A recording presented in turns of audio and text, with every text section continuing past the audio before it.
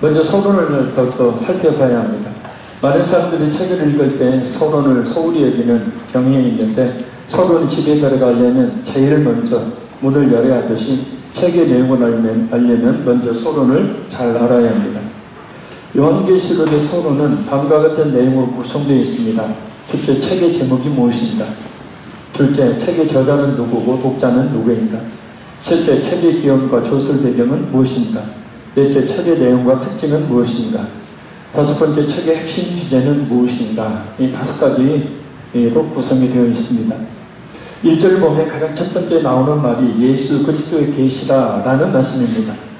요즘 책은 표지가 있고 또 표지 제목이 있지만 고대 책은 두루마리 형태이기 때문에 표지가 없었습니다.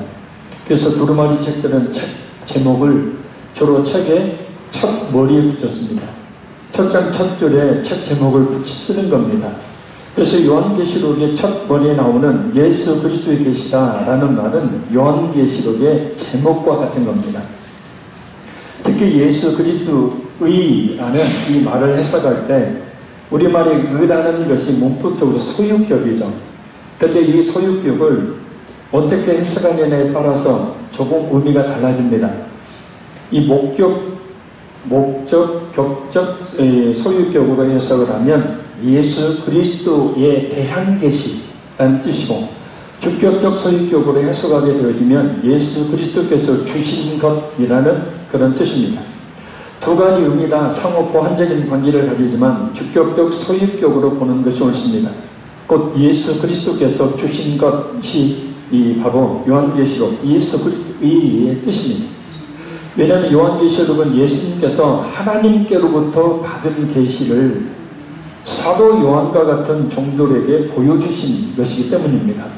또한 예수 그리스도에 대한 계시이기도 하기 때문이죠. 자, 그러면 계시라는 말은 무슨 뜻인가? 계시라는 말은 헬라어로 아포칼립시스라는 말입니다. 드러낸다라는 뜻이에요. 계시자가 계시를 받은 사람들에게 숨겨져 있는 사실을 밝히 드러내어 주는 것을 계시라고 합니다.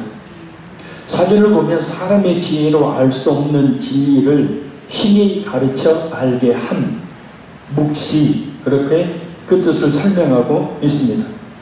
그래서 예수 그리스도의 계시 또는 그리스도의 묵시라고 번역할 수가 있습니다. 요한계시록이 묵시문학의 특징을 가지고 있기 때문입니다. 묵시문학의 특징은 뭐냐면 초월성입니다. 시간을 초월하고 공간을 초월하는. 그래서 이 공간적 초월은 하늘을 의미하는 것이고요. 시간적 초월은 종말을 의미합니다. 종말은 예수님께서 이 땅에 출임하신 때부터 예수님께서 재림하신 그 기간이 종말이고 우리는 그 종말의 때 속에 살고 있죠. 할렐루야. 묵시문학은 뭐냐면 종말과 하늘에 대한 관심을 갖는 거예요. 그래서 하늘이 곧 종말과 관계된 미래적 사건들을 결정하는 형식을 가져요. 그러니까 저 하늘이 곧 하나님이 우리의 종말, 미래를 결정짓는다는 거예요.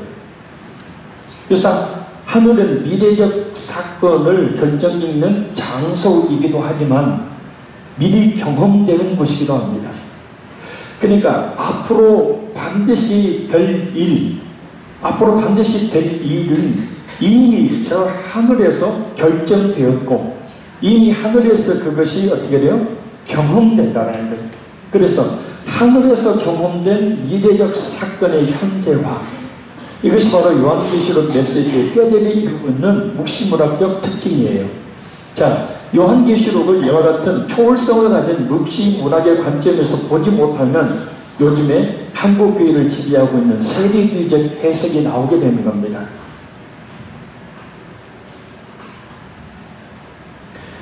요한계시록은 철저하게 묵시문학적 특징을 가지고 있는 성경 말씀이기 때문에 묵시문학적 그 특징에 따라서 그런 관점으로 요한계시록을 해석해야 바른 해석이 될 수 있다는 거예요.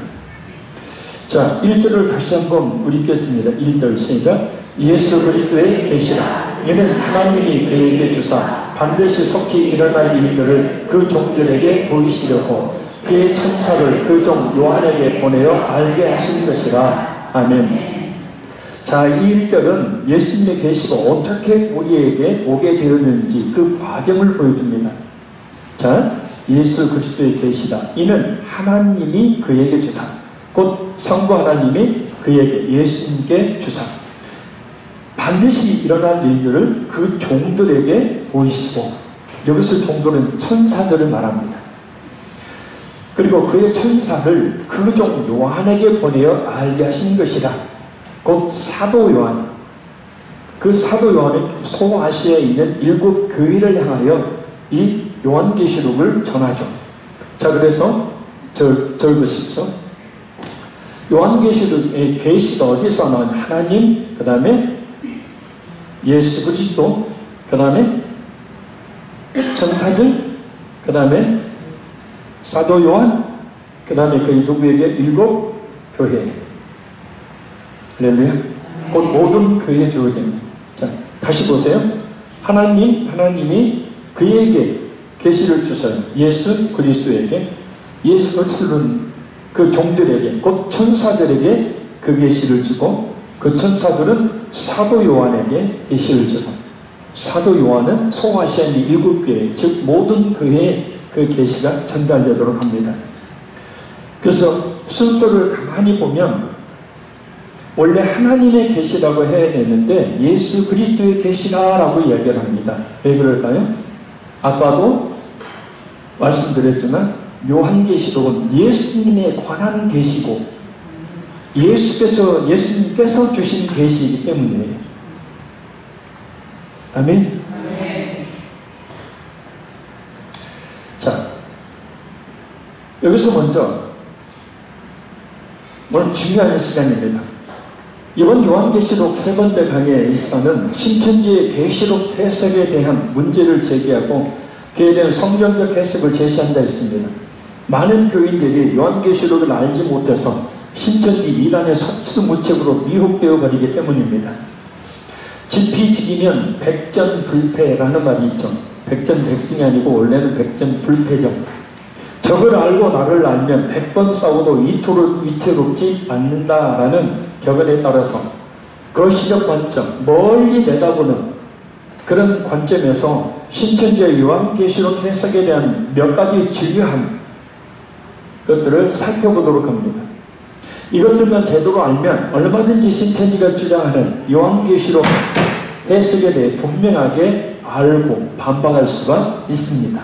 네. 할렐루야. 네. 제가 강단을 친 건 왜 그런지 아실 줄 믿습니다. 자, 첫째는 신천지가 요한계시록을 어떤 성경으로 보느냐라는 거예요. 한번 따라합니다. 정신 차리자. 신천지가 요한계시록을 어떤 성경으로 보느냐. 자, 신천지가 요한계시록을 어떻게 볼까요? 그들이 근거로 내세우고 있는 말씀이 있습니다. 자, 다 같이 성경을 찾습니다. 요한복음 16장 12절. 요한복음 16장 12절 거기 펴놓으시기 바랍니다.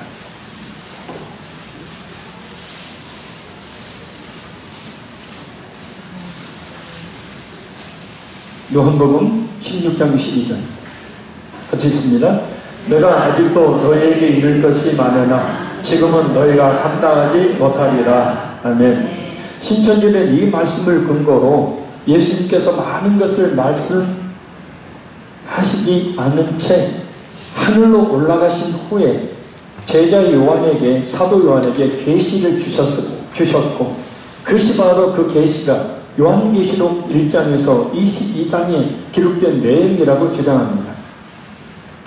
이만희 씨가 쓴 천국 비밀 요한계시록의 실상 35페이지에 주장하고 있는 내용입니다.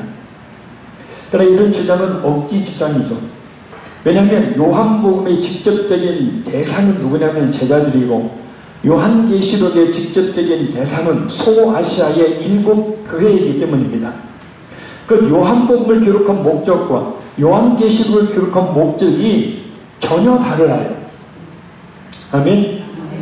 요한복음은 예수님께서 하나님의 아들이심을 증거하기 위해서 기록한 성경이라고 요한복음 20장 30절에 31절에 그 기록 목적을 분명히 말하고 있고, 요한계시록은 로마의 박해로 인해서 배교의 위험 가운데 있는 교회들에게 용기를 주고 끝까지 예수님의 재림하심으로 완성될 하나님의 나라를 소망하도록 하는 기록 목적을 가지고 있기 때문입니다. 할렐루야. 그러니까 요한복음에서 말하지 않은 것을 말하지 않은 것이 요한계시록이다.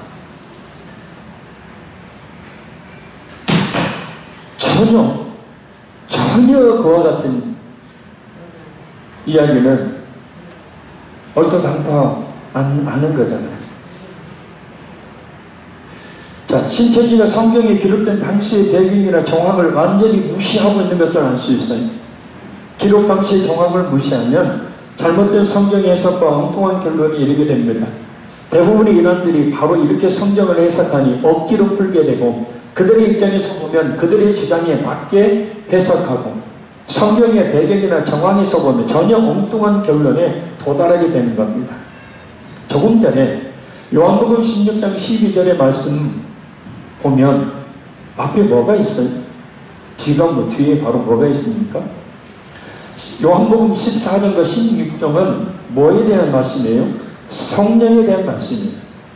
할렐루야. 그 가운데 16장 12절 말씀 바로 다음에 나오는 13절 한번 읽어봅니다. 시작. 그러나 진리의 성령이 오시면 그가 너희를 모든 진리 가운데로 인도하시리니. 아멘. 자, 여기서 모르는 것을 누가 알려준다고요? 성령이 알려주신다. 요한계시록을 말하는 게 아니고 진리에 대한 그 지식을 성령이 오셔서 알려주신다고요. 이 말씀이 신천지의 주장대로 예수님께서 제자들이 미처 감당하지 못할 말씀을 후일 요한계시록을 통해 주신 것이 아니라 보혜사 성령님께서 오셔서 생각나게 하시고 가르쳐 주신다는 뜻이에요. 아멘? 신천지가 성경을 풀이하는 방식은 비유풀이지만, 비유풀이 할 때 끌어다 쓰는 성경 구절들은 말 그대로 짜집깁니다. 성경의 전후 문맥이라든지 배경이라든지 정황이라든지 이런 걸 전혀 고려하잖아요. 왜요? 알지를 못합니다. 바로 여기서 제자들한테 이야기했는데 제자들이 모르니까 나중에 이야기한다고 했지 않냐. 그래서 그 요한계시록이나 툭 띄어서 그렇게 껴 맞추는 거죠. 근데 성령에 대해서 이야기하는 거죠. 그죠? 아멘? 물론 신천지에서는 여기서도 보혜사를 이만희라고 주장해서 이만희가 성령의 비밀을 가르쳐준다고 이야기합니다. 그러나 사도행전 2장을 보면 조금 전 요한복음 16장에 대상자들인 제자들이 오순절 성령 강림 사건을 통해 성령을 받죠. 할렐루야. 그래서 그들은 진리 가운데로 인도함을 받아들입니다.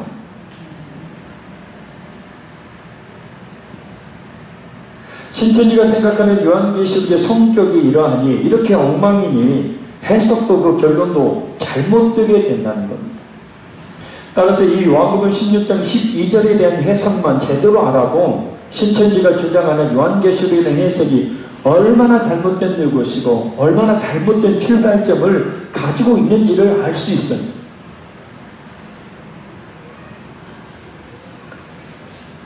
이해가 되시면 아멘을 하시고, 주무셔도 그냥 내버려 둘 테니까. 둘째, 신천지는 계시를 어떻게 이해하고 있느냐라는 겁니다. 신천지는 계시를 환상계시와 실상계시로 구분해서 말합니다. 없는 거예요. 그들의 주장에 따르면 환상계시는 장래에 이룰 일을 이상으로 미리 보여주는 계시를 말하고, 실상계시는 약속한 예언을 실물로 이루어서 보여주는 계시를 말합니다. 자, 다시 이야기합니다. 환상계시는 장래에 이룰 일을 이상으로 미리 보여주는 계시, 실상계시는 약속한 예언을 실물로 이루어 보여주는 계시. 자, 다음은 이만희가 쓴 천국 비밀 요한계시록의 실상 45페이지에서 주장하는 내용입니다.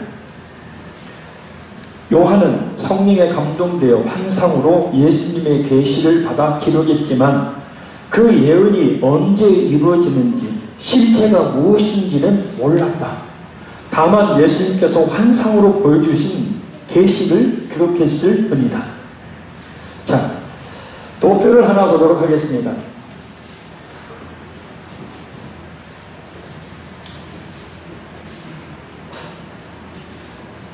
제가 잘못했어요. 글씨가 좀 크게 나오고 있어야 하는데. 자, 요한계시록에 등장하는 환상계시와 실상계시의 차이가 뭡니다. 자,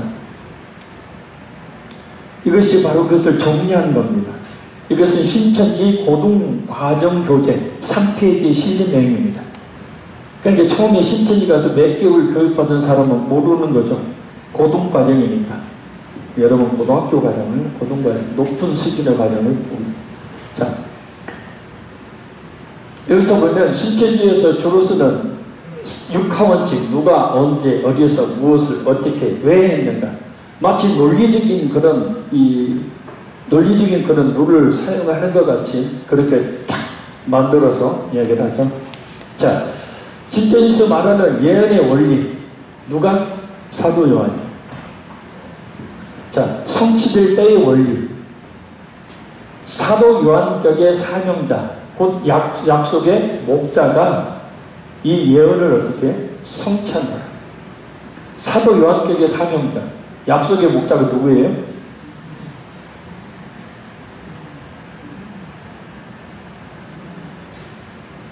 예? 교육 받으신 분들 있잖아요. 이 자리에 몇 분 계시잖아요. 자, 사도 요한격의 사명자, 약속의 목자가 누구예요?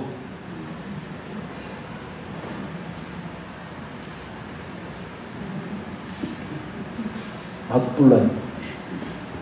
이만희 씨. 자, 사도 요한이 말했던 계시를 사도 요한격의 사명자, 약속의 목자 이만희가 성취한다. 이 예언이 이때 성취된다. 이 사람을 통해서. 말이 이래 됩니까? 자, 언제? 기원후 95년 전 요한계시록에 쓰여진 그 기록 연대를 이야기합니다. 이게 지금으로부터 1900년 전. 자, 성취될 때의 원리, 1900년이 지난 오늘날 재림 때, 곧 실상의 때에 이것이, 이 예언이 이루어지게 된다라는 거죠. 이것이 신천지가 주장하는 것. 자, 어디에서? 반모섬에서 복음을 전하다 유배 갔던 곳이죠. 반모섬은 사도 요한. 자, 이것이 어디에서 이루어지냐? 장막성전, 증거 장막성전, 곧 심판과 구원을 베푸는 곳이라고 이야기합니다. 이 장막성전이 유재열의 장막성전을 이야기합니다. 유재열도 역시 공파 이단이죠. 증거 장막성전이 신천지를 이야기하는 것이, 거기 심판과 구원을 베푸는 곳이라고 이야기를 합니다. 무엇을? 속히 될 일. 요한계시록 1장에서 22장의 장례사를 속히 될 일로 이들은 여기고, 실상 계시록의 세 가지 비밀, 회도, 멸망, 구원이 성취된 실상이라고, 그렇게 실상 이 교리를 주장을 하죠. 어떻게? 성령의, 요한계시록 성령의 감동 계시를 받고 이상, 그 다음에 환상을 보고 비유로 봉했다라고 이야기합니다. 그래서 환상계시라고 이야기하죠. 요한계시록을 비유로 봉했다. 자, 어떻게? 밝히 증거된다. 성취된 실상을 드러내서 감추었던 것을 밝히 증거한다. 어디? 실상계시록. 어디에서? 네, 증거장막 성전인 신천지에서. 자, 왜? 이룰 때 믿을 수 있도록 요한복음 14장 29절 말씀을 근거로 합니다. 믿고 영생을 얻을 수 있도록. 그러니까 철저하게 이런 그 예언을 예언에 대한 성취를 이 신천지 이만희와 또 증거장막 성전, 그 신천지를 통해서 이 모든 것들이 다 성취된다, 실상이 된다라고 그렇게 주장을 하고 있는 겁니다.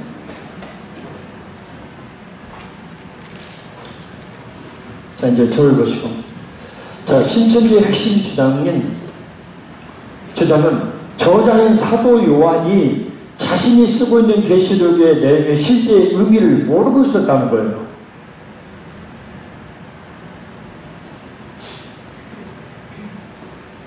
신천지의 핵심 주장은 뭐냐? 요한계시록을 기록한 저자 사도 요한이 자신이 쓰고 있는 요한계시록의 내용의 의미를 모르고 있었다는 거예요. 왜냐? 그렇게 해야 사도 요한 하품도 하지 마세요. 대놓고 막 저한테 입을 짝짝 벌리고 그래요. 보기 민망하게. 속 다 봤어요.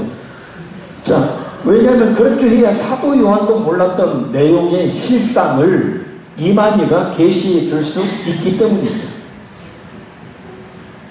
그러나 신천지의 주장은 계시록에서 말하는 예언을 문자 그대로 미래에 대해 미리 말하는 것으로 오해했기 때문입니다. 오늘은 좀 탁자 좀 칠게요. 자, 중요해요. 이 예언에 대한 정의는 지금 한국 교회도 역시 같은 의미로 받아들이고 있습니다. 성경이 말하는 예언을 한국 교회조차도 제대로 이해하고 있는 경우가 많지 않다는 거예요. 예언이 뭔지를 모르는데 성경이 말하고 있는 예언이 뭔지를 지금 모르고 있다는 거예요. 그냥 앞으로 어떤 개인에게 일어날 미래의 일을 알려주는 것, 그것이 예언이라고 생각하는데 성경은 그런 예언을 안 해요. 자, 먼저 요한계시록의 저자인 사도 요한이 요한계시록의 내용이 어떤 의미인지를 알지 못했을까요? 알았을까요?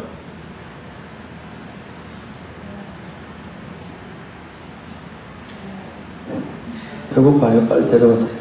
요한계시록의 저자인 사도 요한이 자기가 기록한 요한계시록의 내용이 어떤 의미인지 알았을까요? 몰랐을까요? 예? 알았어요? 어떻게 알았대요?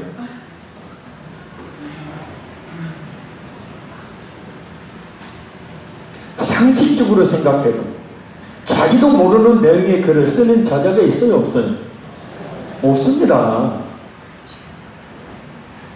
더군다나 하나님의 말씀이 성경을 기록하는 저자가 그 의미를 알지도 못하고 쓴다는 것은 말도 되지 않는 이야기입니다. 사실 그 편지 형식을 가지고 있는 예언인 요한계시록의 특성상 저자인 사도 요한이 자신이 기록한 내용을 이미 충분히 이해하고 있었다고 보는 것이 타당한 거죠. 그래서 박사학위 논문을 썼습니다. 제가 이해하지 못하는 논문을 쓸 수가 없는 거죠. 어떤 사람에게 그죠? 편지를 쓰는데 자기도 이해하지 못하는 편지를 어떻게 쓸 수 있겠습니까? 요한계시록은 1장 4절에 밝히고 있듯이 소아시아의 일곱 교회 성도들에게 보내는 서신입니다. 발신자인 사도 요한은 수신자가 되는 일곱 교회의 성도들과 충분한 교제와 교감이 있었고 그들이 처한 신앙적 위기가 어떤 것인지를 알고 요한계시록을 기록해서 그들 하여금 그 신앙적 위기에서 벗어나도록 했다는 편지를 보내는 사람이 받는 사람에게 자신도 모르는 내용의 편지를 보낸다는 것은 성경신학적 관점에서 아니 그냥 상식적으로도 전혀 받아들이기 힘든 주장이에요. 아멘. 근데 신천지에서는 사도 요한이 자기가 쓰는 것이 무슨 내용인지 몰랐다는 거예요. 그 모르는 그것을 사도 요한계의 사명자요 목자인 이만희 씨가 그것을 알았다. 말이나 됩니까? 요한계시록은 예언의 말씀입니다. 그러면 성경에서 말하는 예언이나 무엇을 말하는 건가?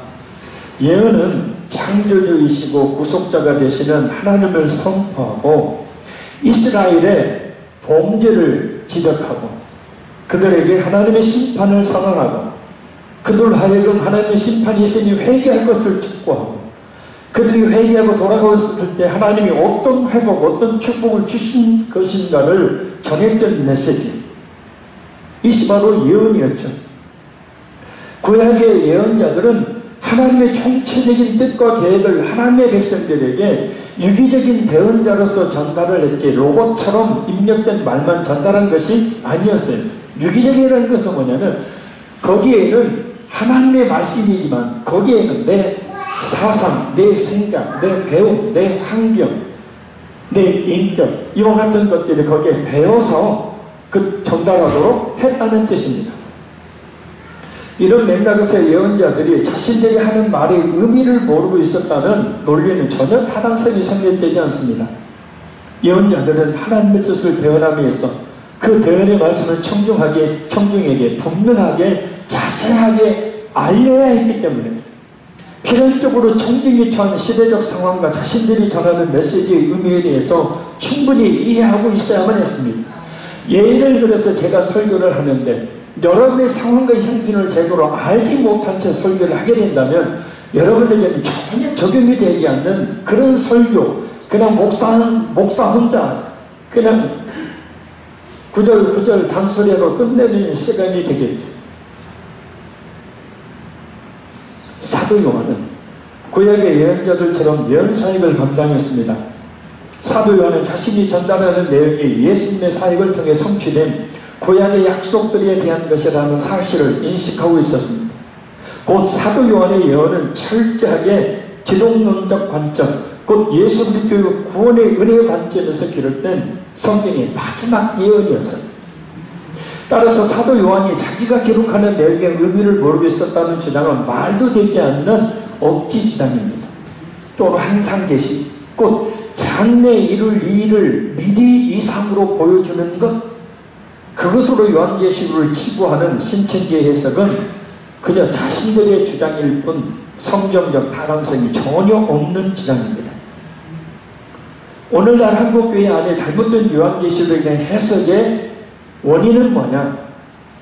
이와 같이 예언에 대한 잘못된 관점으로 앞으로 일어날 일들이라는 그런 관점으로만 요한계시록을 보기 때문에 세계주의 해석이 나오기 시작하는 거예요.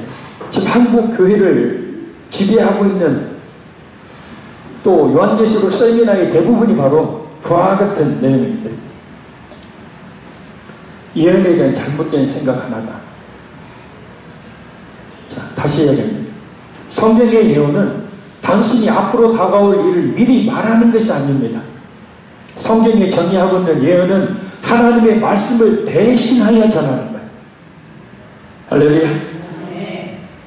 모든 예언자들이 원조로 할 수 있는 구약의 예언자들은 하나님께로부터 받은 말씀을 대언하는 사역을 했어요. 그죠?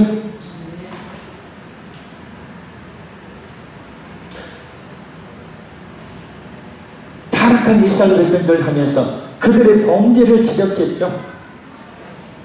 그들에게 회개하지 않을 때 하나님의 심판이 어떤 것인지를 그들에게 외쳤고, 또 그들이 하나님께 돌아올 때 그들에게 하나님께서 어떤 회복과 축복을 주실지 그들에게 선포했었습니다. 신약성경에 나오는 예언의 의사 역시 마찬가지였습니다. 요즘처럼 한 개인의 미래에 일어날 일들에 대해서 말하는 예언이 신학에 말하는 예언이 아니고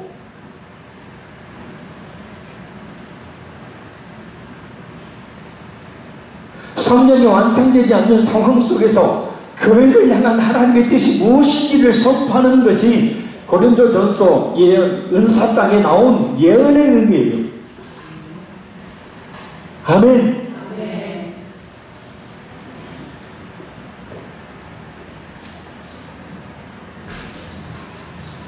지금 한국교회를 지배하고 있는 예언의 은사라는 것이 그 성경적인 예언이 아니라고요.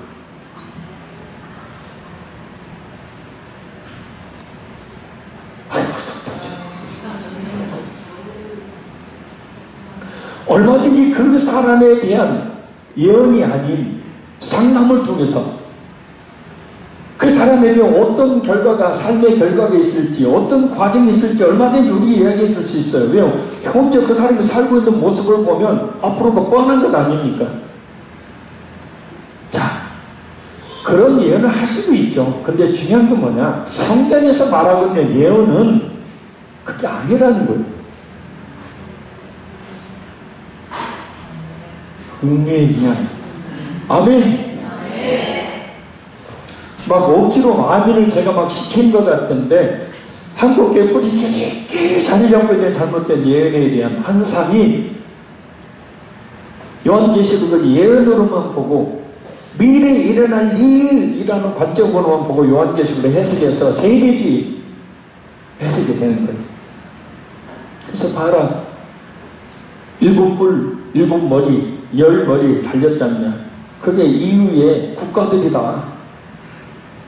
우리나라 가장 큰 교회의 목사님이 해석했던 요한계시록의 세계주의 해석이죠. 이후 국가가 지금 몇 개예요?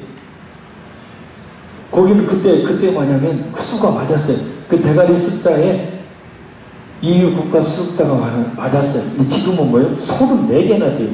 요한계시록 대가리가 34개가 돼요. 이게 바로 세대주의예요. 666표. 베리집 받지 마라. 이런 것도 뭐냐면 세대주의예요. 세대주의.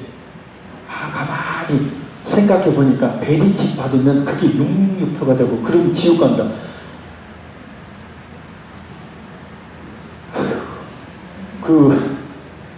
지옥은 누가 가죠?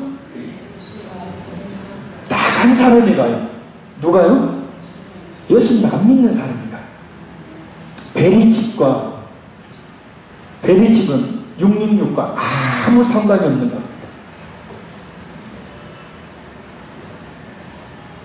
혹시 그 피켓 들고 그 666 베리집 받으면 지옥 들고 다니는 분이 있으면 옆에 조용히 지나가면서 이야기하세요. 빨리 집에 가서 식사하세요. 배고프니까.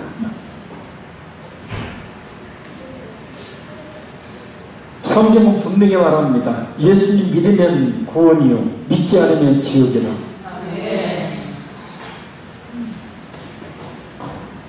자, 성경이 정의하고 있는 예언은 다 따라합니다.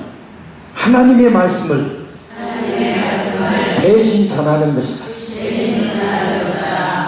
그래서 여러분이 성경 말씀을 갖고 여러분들이 어떤 사람을 구원하기 위해서 예수님의 복음을 증거할 때 당신들이 바로 예언하고 있는 거예요. 아멘. 모든 예언자들이 원죄를 할 수 있는 구약의 예언자들은 하나님께로부터 받은 말씀을 대언하는 사역을 했습니다. 구약 성경의 선지자라는 히브리어 나비라는 말인데 대언자라는 뜻입니다. 그리고 신약 성경에 나오는 선지자로 번역된 헬라 그리스어 프로페데스, 이 말은 하나님 앞에서 말하는 사람이라는 뜻이에요. 예언이란 미래의 일들을 말하는 게 아니고, 성경에서 말하는 예언이란 미래의 일들을 말하는 게 아니고 하나님 앞에서 하나님의 말씀을 대언하는 것을 이야기합니다. 요한계시록은 예언서이지만 미래에 일어날 일들에 대한 이야기만 하는 것이 아니라 반드시 일어날 일에 대한 하나님의 말씀을 기록해 놓은 게 요한계시록. 아멘. 요한계시록을 단순히 미래를 예견하기 위한 목적으로만 접근하면 요한계시록의 본래 목적을 왜곡하기 쉬운 겁니다. 정리하면 신천지는 예언의 의미를 모르고 단순히 앞으로 다가올 일을 미리 말하는 것으로 환상계시로 그렇게 여겼고, 그래서 실상계시라는 것을 실제로 그것이 나타나는 실상계시를 만들어냈지만, 예언은 하나님 앞에서 하나님의 말씀을 대언하는 겁니다. 요한계시록을 바르게 이해하는 방법은 사도 요한이 예수님께로부터 받은 하나님의 말씀을 대언했다는 거예요. 그 관점을 가지고 요한계시록을 바라봐야 돼. 아멘. 예언, 요한계시록은 미래에 일어날 일들에 대한 이야기야. 이게 아니고 요한계시록은 이미 하늘나라에서 경험되었던 이 세상에 반드시 일어날 일에 대한 하나님의 말씀을 기록해 놓은 거다.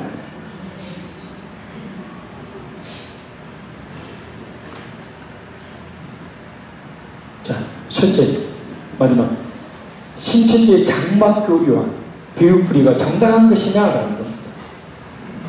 신천지는 하나님이 영계와 육계를 창조하시고 그 둘이 하나가 되는 구원을 이루려 하신다고 주장합니다.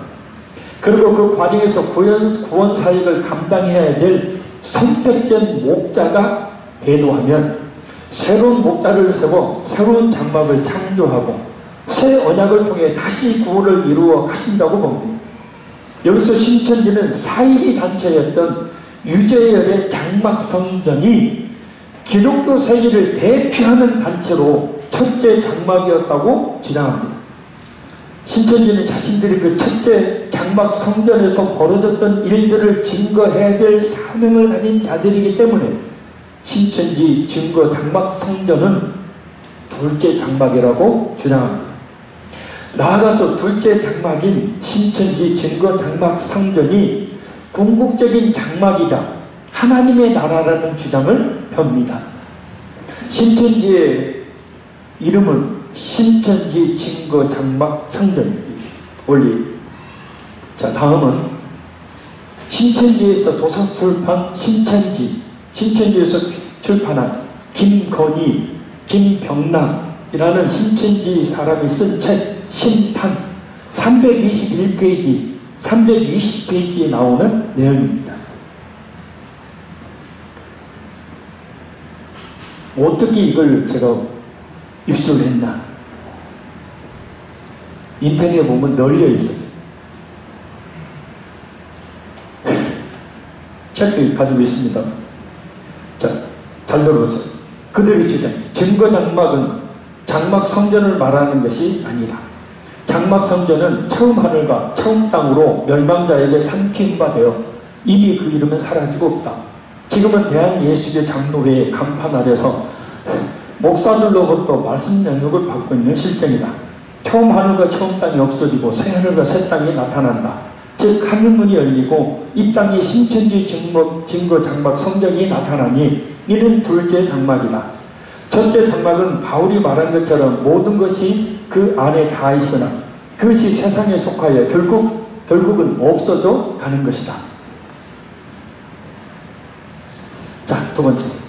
예수님이 싸워서 이기라고 하신 사탄의 무리 느골라담은 일곱 별이라고 하는 일곱 사자가 있는 일곱 군초대의 교회에 나타난다. 그러므로 느골라담과 싸워서 이기려면 일곱 군초대 교회를 찾아야 하고 그곳을 찾으려면 일곱 별이 누구인지 알아야 한다. 별이 있는 곳은 하늘이므로 그들이 있는 일곱 군초대 교회를 요한계시록 13장 6절에서는 하늘 장막이라고 하였다. 자, 우리 요한계시록 13장 6절 찾아봐요.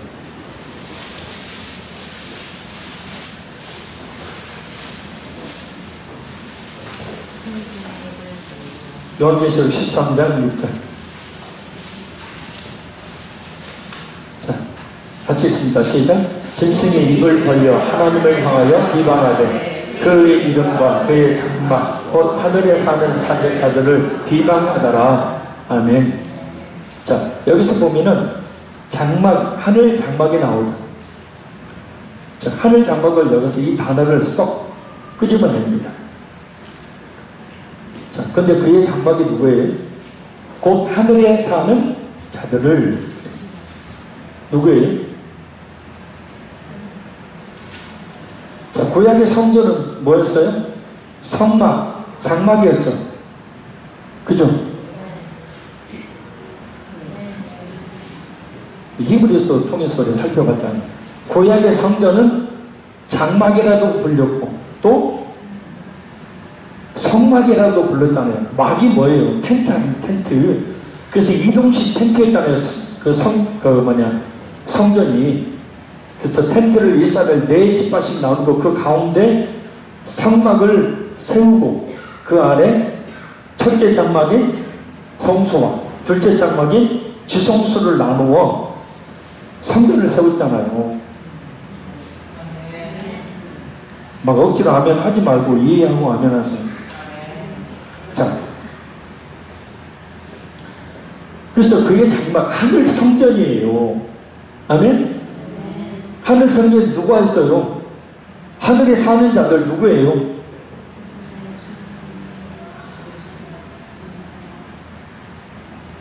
예수 믿고 천국 간 사람들, 천사들. 15장 5절 이 요한복음 신천지가 자신들의 이름을 주장하는 가장 타당한 구절로 삼고 있는 게 15장 5절 같이 읽습니다. 시작. 또 이일 후에 내가 보니 하늘의 증거 장막에 성전이 열리며, 봐라, 우리 신천지는 바로 여기 요한계시록에 나오지 않냐? 하늘의 증거 장막에 성전이 열렸다. 그래서 그 신천지의 증거 장막 성전이 하늘에서 열렸다.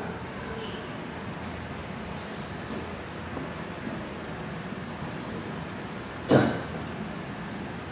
여기서 왜 하늘의 증거 장막에 성전이 열려요? 왜 열리죠?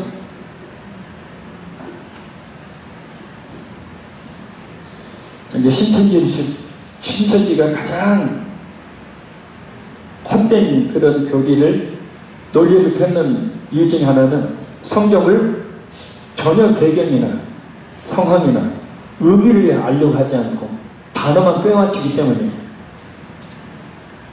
자, 저를 보십시오. 하늘의 천국에 증거 장막의 성전이 열린다. 무슨 얘기냐? 지금 이게 뭐예요? 일곱 천사가 일곱 재앙을, 마지막 재앙을 내리는 장면입니다. 마지막 심판 때에 심판의 근거가 되는 하늘의 증거 장막 성전이 열린다. 자, 지성소 안에 뭐가 있었어요? 하나님의 임재의 상징이 뭐가 있었죠? 예? 법궤를 뭐라고 그러죠? 예? 배고파요. 법궤를 뭐라고 그러죠? 예?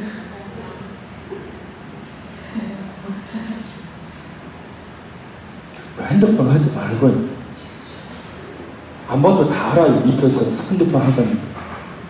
자, 법궤를 뭐라고 그러죠?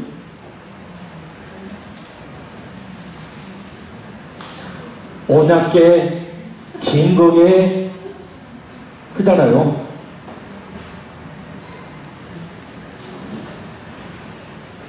몰라요? 왜 언약궤라고 그랬어요?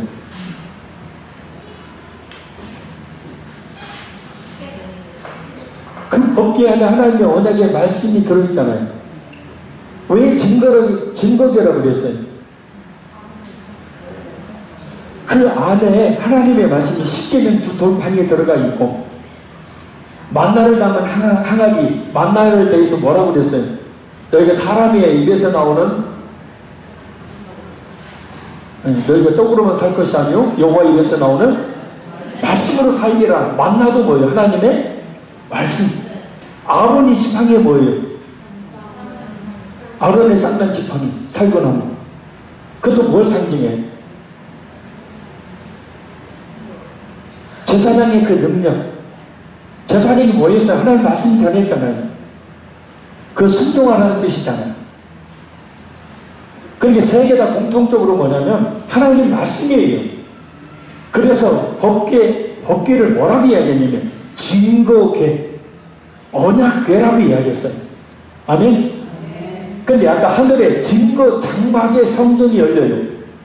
자, 그러면 마지막 재앙, 마지막 심판에 앞서서 증거 장막 성전이 열린다는 것은 뭐냐면 하나님의 말씀이 그들의 심판의 근거가 된다는 거예요. 할렐루야. 신천지라는 한 집단을 지금 이야기하고 있는 게 아니라, 그러니까 신천지는 전혀 성막이나 성서의 개념을 전혀 이해하지 못하고 있는 거예요. 이해할 수도 없고, 그 영적인 것들을. 자, 다시 돌아가서 신천지는 계시록 13장 6절에 하늘 장막이라는 용어에 착안해서 계시록 2장 3장에 등장하는 일곱 금촛대 교회의 실상이 바로 유재열의 장막 성전이라고 주장합니다. 그냥 이말 띄어다 맞추는 거예요. 일곱 금촛대 교회의 실상이 그러니까 일곱 금촛대가 실상으로 나타나는 것이 뭐냐? 유재일의 장막 성전이다라는 거예요. 그 신천 예신도도 이런 황당한 주장을 계시록의 실상으로 신봉합니다. 그 이유는 신천지가 비유풀이라는 해석 방법을 통해서 사실이라고 억지로 꽤 맞춰서 믿게 만들기 때문입니다. 신천지는 예수님 마태복음 13장 34절에 말씀하셨던 무리에게 비유로 말씀하시고 비유가 아니면 아무것도 말씀하지 않으셨다는 말씀을 근거로 제시하면서 천국 비밀이 비유로 공해져 있다라고 주장합니다. 그리고 성경에서 분명하게 비유라고 하는 구절부터 시작해서 까다로운 구절들에 그 실상이 뭔지를 풀어준다고 이야기를 합니다. 이 비유풀을 하면서 가장 많이 제기하는 게 뭐냐? 기성교회를 비판하는 겁니다. 극히 한국 기독교 안에 있는 극히 일부의 잘못된 교회와 극히 일부 목회자들의 타락, 이와 같은 것들을 마치 기독교 전체의 문제인 양 싸잡아서 비유로 문제점을 제기합니다. 말씀을 소중히 이야기한다는 메시지를 강조하기 때문에 많은 사람들이 신천지 미혹에 넘어갑니다. 특히 신천지는 요한계시록을 하나님의 성취의 때까지 비유로 감추어 두신 말씀으로 봅니다. 그리고 예수님의 여기 함께하는 약속의 목자만이 이 비유인 요한계시록의 진짜 의미를 풀어줄 수 있다고 이야기해요. 물론 그 약속의 목자는 이만희를 지칭하고, 약속의 목자를 모르는 사람은 계시록의 실상을 깨닫고 믿을 수 없으므로 구원에 이를 수 없다고 주장합니다. 이게 처음 몇 개월 다녀서는 이것까지 공부 안 쳐? 그러죠? 갔다 오신 분들 6개월 넘으면 이제 이만희가 등장하게 되죠. 자, 적으시죠. 그러면 요한계시록이라는 하나님의 말씀이 고작 한국의 사이비 집단이었던 유재일의 장막성전, 그리고 신천지와 같은 사이비 집단에 관련된 사건들을 예언하는 말씀이냐라는 거예요. 그래요, 안 그래요? 이 엄청난 요한계시록의 말씀이 한국에 아주 작은 사이비 집단인 유재일의 장막성전과 신천지 집단을 예언하는 말씀이냐라는 거예요, 이게. 그래요, 아니에요?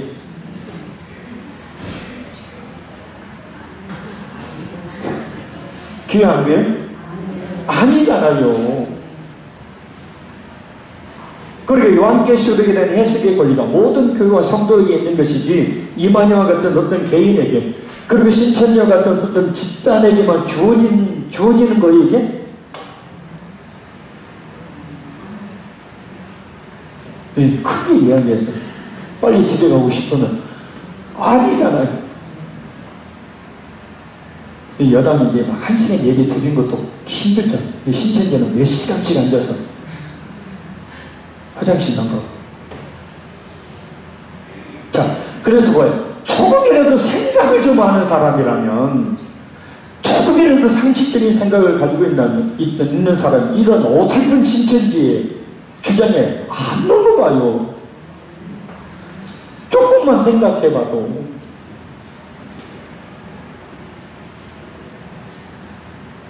자, 중요하니까 이건 꼭 시간이 지나도 해서. 자, 신천지 장막교리에 대한 그들의 주장을 보면, 비유로 적힌 성경에 이런 대로 첫째 장막인 유재일의 장막성전이 무너지고 둘째 장막인 신천지의 증거 장막성전이 새롭게 등장했다는 겁니다. 신천지는 히브리서 8장 9장을 근거로 유재일의 장막성전이 사라지게 된 것은 배도의 결과라고 주장하고, 그것을 후신이라고 할 수 있는 신천지 증거 장막성전의 권리 계승을 정당화하려고 합니다. 나아가서 전통적 기성교회를 유재일의 장막성전과 묶는 연결고리로 계시록 2, 3장을 사용합니다. 여기서 일곱 사자는 사자로 비유된 일곱 교회의 실상이 자칭 일곱 천사들이 활동했던 유재일의 장막성전이라는 논리가 적용됩니다. 그래서 일곱 천사가 누구냐? 유재일의 장막성전에 있던 장로들. 말이 돼요? 말이 돼요, 안 돼요? 그래서 계시록 이 3장의 7교회가 지닌 대표적 성격을 역으로 적용해서 유재일의 장막 성전이 기독교 역사에서 상당히 중요한 위치에 있었다고 해석합니다. 그런데 이러한 주장에 대한 성경적 근거가 조금이라도 그럴듯한 성경적 근거가 어디에도 없어요. 말도 되지 않는. 자, 히브리서 8장 9장 마지막 한 장. 미안합니다. 시간이 많이 됐는데 어쩔 수 없어요. 안 잡고 가면.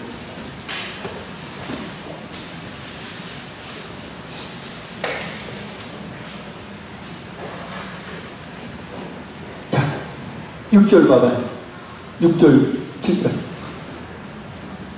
같이 이제 9장 6절, 7절 시작.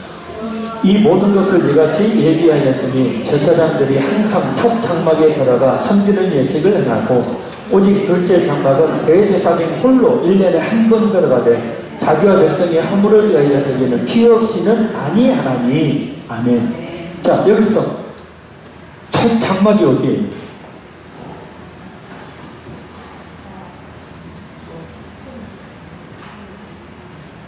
첫 장막이 어디예요? 신천지의 첫 장막이 뭐라고요? 유재일의 증거 장막 성전입니다. 유재일의 장막 성전이 첫 장막이라고 해요. 자, 여기서 말하고 있는 첫 장막이 뭐예요? 구약의 성막에서 첫 장막은 뭐예요?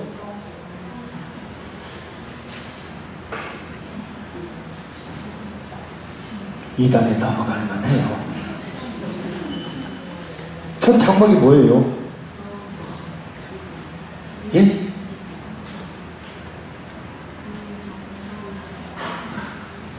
흥미. 여기 보세요.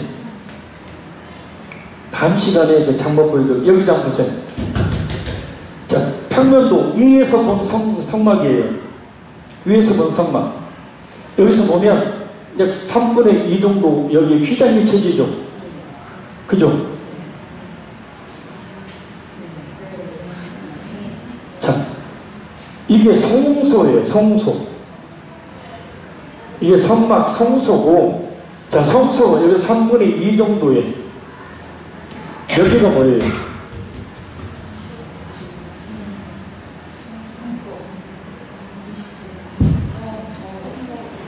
여기서 이제 여기가 번제단이 있죠? 물두멍이 있고 첫 장막 뭐예요? 문을 열고 들어가요. 여기 첫 장막이 뭐예요? 성소. 따라합니다. 성소. 성소. 첫째 장막을 열고 들어간 이 공간이 성소. 그 다음에 휘장 둘째 장막을 안으로 들어가면 뭐예요? 지성소. 근데 신천지는 이 첫 장막을 뭐라고 그래요? 유재일의 장막 성전이라고 하고 둘째 장막을 신천지 증거 장막 성전이라고 해요. 말이 돼야 안 돼요. 이게 성막의 구조가 뭔지 기본적인 것도 이해를 못하고 무조건 때려 맞추는 거예요. 어떻게 요한계시록에 그 성전의 첫 장막과 둘째 장막이 한국의 사위 집단인 유재일의 장막 성전과 신천지 증거 장막 성전을 가리킨다고 그것을 어떻게 생각이 조금만 있으면 어떻게 그것을 믿을 수 있습니까?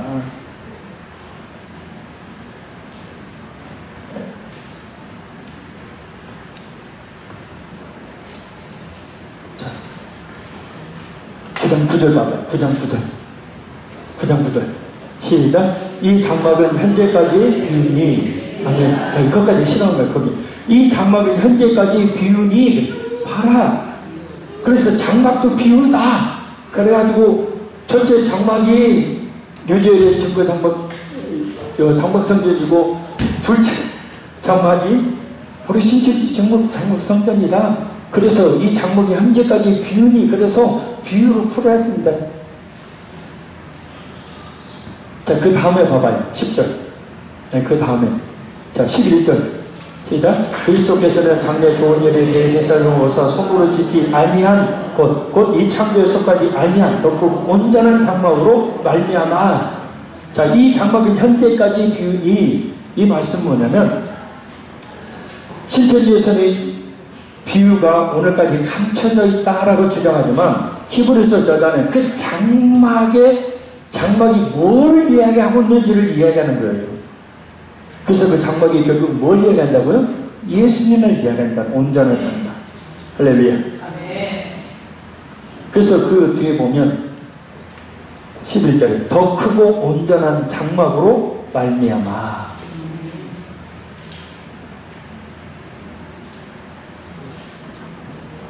예수님의 십자가 없는 상태에 드러난 구약의 성전 제사, 예수님의 중심으로 말미암아서 이루어진 영원한 속죄를 비교하고 있는 말씀이지, 이게 유죄를, 신천지를 이야기하는 게 아니라.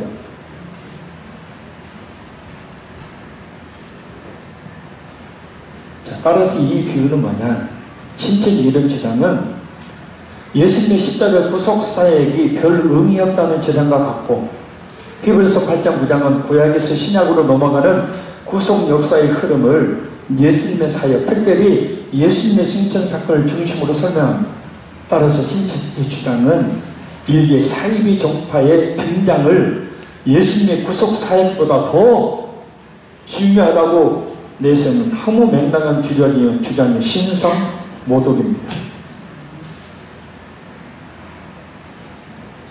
어떻게 자신들의 그 사이비 집단의 공동체를 예수님의 완전한 십자가 구속을 상징하는 더 크고 온전한 장막에 비유를 해서 그보다 더 높게 이야기를 하는지. 정리하고 정리를 한번 해보면, 그리고 마치겠습니다. 여기 읽어주시죠. 자, 요한계시록의 저술 동기에 대해서 신천지 주장은 요한복음 16장 12절에서 제자들이 감당하지 못함으로 못한 말씀을 요한계시록을 기록했다라고 주장을 해요. 자, 성경은 뭐예요? 요한복음 16장 12절은 성령의 사역으로 완수되었고, 16장 13절 요한계시록은 요한복음과 상관없이 요한이 7교회 성도들을 세우기 위해서 기록한 것이다. 자, 신천지의 주장, 저자 요한이 요한계시록에 기록한 내용의 의미를 몰랐다. 저자와 말이 됩니까? 구체적 관계 안에 있는 수신자에게 전하는, 그건 뭐냐면 내 편지를 받는 사람들이 어떤 상황에 처해 있고 어떤 사람인지를 알고 편지를 쓰잖아요. 모르는 사람한테 편지 써요, 안 써요? 써요, 쓰기.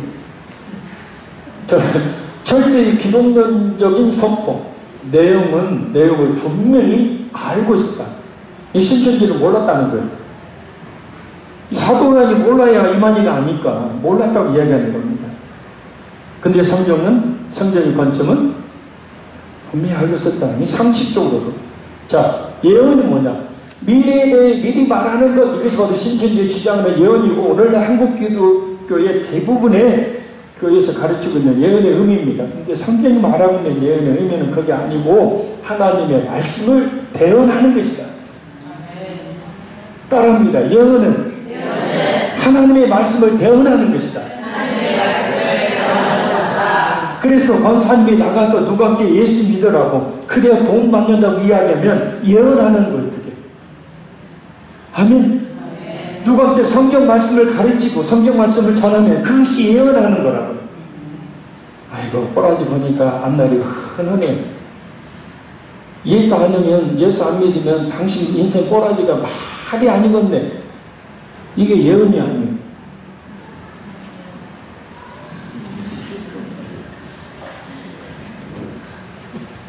그 예언 아니라고요. 성경이 말하고 있는 예언이 그게 아니에요. 성경이 말하는 예언은 하나님의 말씀을 대언하는. 자, 계시. 환상계시와 실상계시를 구분을 해서 이야기합니다. 자, 환상계시와 실상계시의 구분은 의미가 있다 없다? 없어요. 자, 장막들이 히브리서 8, 9장에 두 개의 장막 중 첫째 장막은 유재일의 장막 성전이고 둘째 장막은 신천지의 증거 장막 성전이다. 이 둘째 장막, 곧 신천지 증거 장막 성전이 궁극적인 장막이고 하나님 나라다. 이 머리가 좋은 게 아니에요, 이건.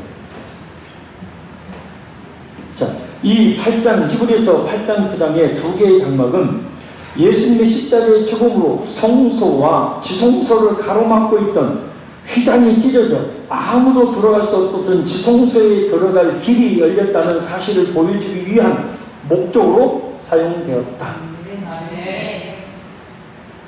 이해 가세요?